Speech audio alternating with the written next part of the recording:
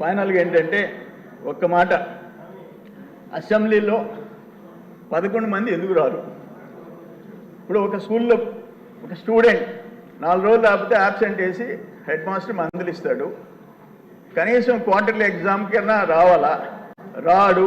Half ఇయర్లీకి రాడు, యాన్యువల్కి రాడు. ఏం చేస్తారు? డీబార్ చేస్తారు కదా.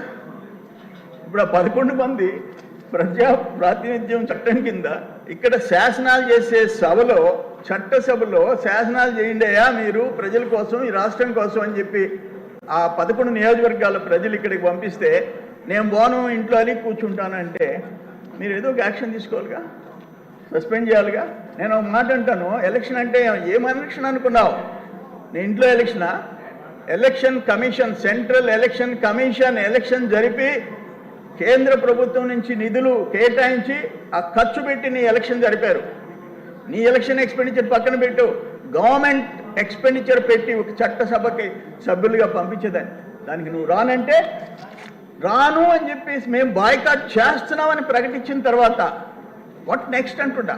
ఆ నియోజకవర్గాలకి ప్రాతినిధ్యం అవసరమా లేదా అని ఆ చట్టాల్లో అవసరమైతే సవరించైనా సరే చేయాల్సిన బాధ్యత మన మీద ఉంది అని చెప్పేసి ఆ గౌరవం లేని వాళ్ళని ఇక్కడి నుంచి తొలగించాల్సిన బాధ్యత ఎట్లా చేయాలో ఆలోచించాలని మీకు తెలియజేసుకుంటూ, ఏదేమైనా ఒక మంచి ప్రభుత్వం, మంచి బడ్జెట్ శాఖల వారీగా బ్యూటిఫుల్గా వచ్చింది. మళ్ళీ ప్రజాస్వామ్యం తిరిగి డెమోక్రసీ పునరుద్ధరించే పరిస్థితి ఈ రాష్ట్రంలో వచ్చిందని చెప్పి మీ అందరికీ తెలియజేసుకుంటూ సెలవు తీసుకుంటాం. నమస్కారం. విష్ణుకుమార్ రాజు గారు, నేను మీకు ఎక్కువ సమయం కావాలన్నారు, అందుకని 10 నిమిషాలు కేటాయిస్తాను. అలాగే